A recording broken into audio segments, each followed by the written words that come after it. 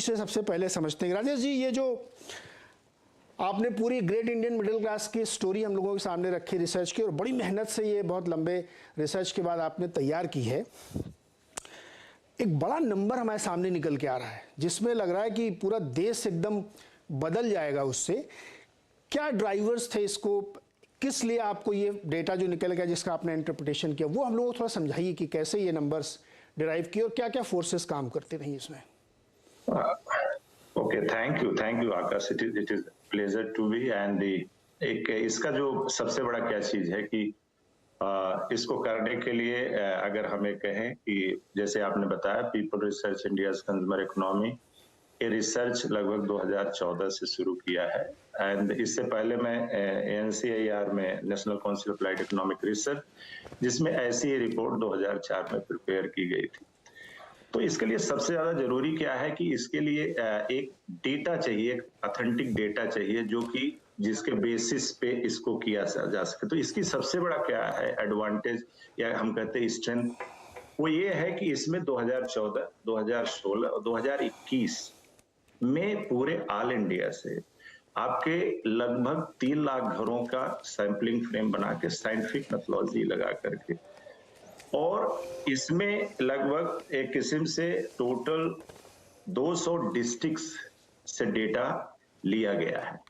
और इसमें गांव भी है, गांव के लगभग 800 से 1000 गांव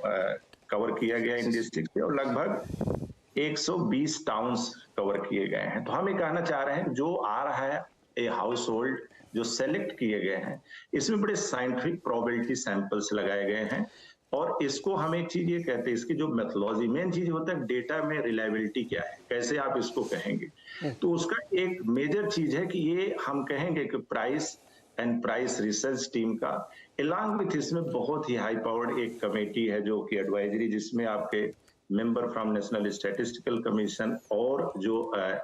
institute of economic growth and ISI, ये लोग एडवाइज जो इसको कायदे से इसको वॉच किया है। ये पूरा हम कहते हैं 8-10 साल की एक्सरसाइज है। और ये डेटा लेकर के जब हम इसको एनालाइज करके एक ट्रेंड एनालिसिस किए जो कि प्राइमरी डेटा है, और उसके ऊपर एक किस्म से जो ऑब्जर्वेशंस आए, इसमें आप देखेंगे 2014 एक स्टार्टिंग जिस समय सर्वे शुरू किया, 2016 एक नॉर्मल ईयर, 2020-21 ये उस पीरियड जिस समय कोरोना से देश को काफी वो हो रहा था। ये तीनों डेटा एनालाइज करके ट्रेंड एनालिसिस करके और इसमें फिर उसके बाद फोरकास्ट किया गया। जी डॉक्टर शुक्ला, मैं अब आपसे ये समझना चाहता हूँ कि ये जो नंबर्स चूंकि बहुत बड़ा निकल के आया है और पूरी स्टोरी ये सजेस्ट करती है कि मिडिल क्लास की संख्या बहुत तेजी से बढ़ेगी, 5 लाख से 30 लाख की जो आप लोगों ने एक डेफिनेशन ली है उस कैटेगरी में लोग आ रहे हैं। तो वो क्या फैक्टर्स हैं जो इस आंकड़े को बढ़ा रहे हैं, यानी इस नंबर तक पहुंचने में आपको क्या क्या रिसर्च में दिखा कि भाई क्या ऐसी पॉलिसीज थी, क्या ऐसे फैक्टर्स थे जिसकी वजह से ये नंबर बहुत तेजी से ऊपर आया है? इसमें जो आकाश, अगर हम एकदम सिंपल ढंग से कहें कि इसमें कोई बाहर से external factor as per that 2015, 2021 में कोई external factor, it is just like the statistical estimation using the data what we have collected in during, this is fact coming from the primary data, that is after fitting the, you can say, Pareto distribution. Second, जो आप कह रहे हैं factor, इसमें 3 चीज जो future के लिए है जो एज्यूम किया गया है, मींस जो ग्रोथ रेट आपके, एक first thing is the like income growth, income growth which is happening in the personal disposable income, not the in GDP, personal disposable income जो कि हाउसहोल्ड सेक्टर में जाता है and which is approximately 84% of the GDP। वो देख करके state wise जो इससे ग्रोथ इनकम की आई है उसको लगा करके उसके ओवर एंड एबव हम एजम्पशन लगाए हैं इस पे, यहां से लेकर 2030 तक अगर 7.5% पर्सनल डिस्पोजेबल इनकम में ग्रोथ होती है, एंड जो डिस्ट्रीब्यूशन हमारा सर्विस निकल कर आ रहा है अगर उस हिसाब से ग्रोथ करते हैं तो 7.5% 2030 तक जाए तो हमारा इनकम डिस्ट्रीब्यूशन कैसे चेंज होगा। इसी तरीके आपका 2030 से लेकर के 2046-47 ये प्रोजेक्शंस हैं, हमें इसलिए लगाया गया जिससे हम देखें भारत जब हमारा 100वां साल बिता रहा हो, तो एक नंबर अगर आज से हम कुछ दिमाग में रखें तो उसमें 6.5% जीडीपी ग्रोथ है, पर्सनल डिस्पोजेबल इनकम। एक तो हो गया income growth, because this is a purchasing power, expenditure and saving. Second जो हमने इसमें अजम्पशन लगाया है कि population growth. Population growth, what we have assumed, we have used the census of India, what they have projected long. Then we have also used the United Nations UNDP population projection at the city level, district level, and then state level. So it is aggregation from there actually, from the bottom is like the disaggregate level. And third, इसमें जो एक चीज लगाया गया है कि particularly जैसे एक और जो इसमें अर्बनाइजेशन का, अर्बनाइजेशन जो एक हम करें जो एक थोड़ा कंजर्वेटिव लगा के चला गया, ये नहीं कि बहुत ज्यादा एग्जैक्ट, कि 2047 तक हमारा लगभग half of India, and which is United Nation, IMF is saying, everyone is saying 50% urbanisation होगा। तो हम ये कह रहे हैं 3 मेजर फैक्टर जो कंसीडर किया गया है, और जो ट्रेंड हमारा डेटा से आ रहा है उसके ऊपर लगाने के बाद हमारा जो प्रोजेक्शन है, वो प्रोजेक्शन एक जैसे हर एक स्टेट का किया गया है, हर एक स्टेट में रूरल अर्बन का किया गया है, एंड मिलियन प्लस सिटी का किया गया है, और उसके बाद सब एग्रीगेशन करके ऑल इंडिया आया। तो एक aggregation bottom to top approach, not to top to bottom. Okay, bottom to top approach, और 3 मेजर एजम्पशन आपने लिए हैं जहां पे कंजम्पशन पैटर्न, इनकम और अर्बनाइजेशन, जहां पे आप मान के चल रहे हैं कि कम से कम 50% इंडिया में अर्बनाइजेशन होगा। शुक्ला जी, एक बहुत हम लोग जब 8वीं 9वीं 10वीं पढ़ते थे तो विज्ञान का एक फार्मूला पढ़ाया था कि अगर सामान्य परिस्थितियां स्थिर रहें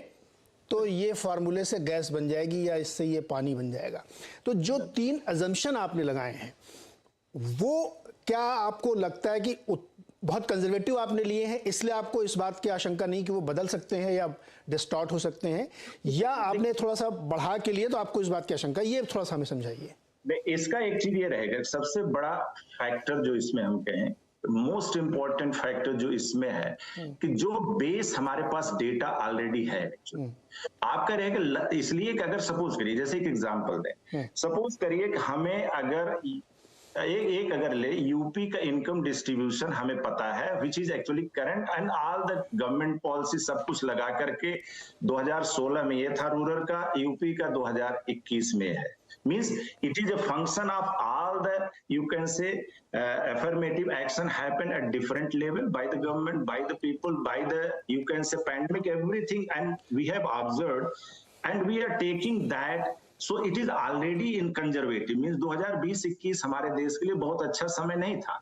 तो उसके नाते, लेकिन डेटा जो कह रहा है उसमें कोई चीज हम नहीं किए हैं। तो जो इससे लर्निंग आ रही, it is, you can say good phase, bad phase, average phase, और उसके बाद जो 3 केवल ब्रॉड एजम्पशन लिया गया वो ऐसे है कि जो कि बहुत डेफिनेट, हमें ऐसा किसी को अगर ये कहना है कि 50, अगर हमारा 36% अर्बनाइजेशन है तो 2047 तक जाते जाते लगभग 50% अर्बनाइजेशन होगा। और ये हम गवर्नमेंट भी कह रही है, आपके फॉरेन जितने भी जैसे फोरकास्ट है हुआ। दूसरा, जीडीपी ग्रोथ हम ऐसा नहीं 8% 10% लेके चल रहे हैं, हम 7.5% personal disposable income growth from now to 2030, and उसके बाद केवल 6.5% ले रहे हैं। एंड थर्ड जो ले रहे हैं पॉपुलेशन ग्रोथ ले रहे हैं, it is already actually the very much actually the United nation UNDP का फोरकास्ट। केवल बड़ा ही 3 फैक्टर किए हैं, इसमें कोई बहुत ज्यादा साइक्लिक या बहुत ज्यादा ऐसा चीज नहीं लिया गया है जो कि आज की डेट में जो मुझे लगता है